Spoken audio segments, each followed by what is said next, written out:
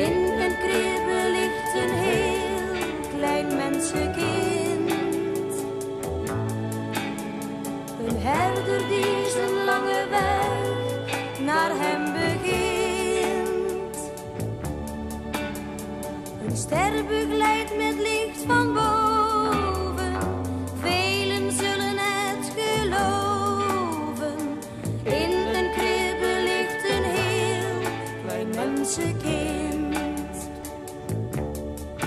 Of je arm bent of rijk, ja, voor hem ben je gelijk. Voor geen enkele mens bestaat er een grens.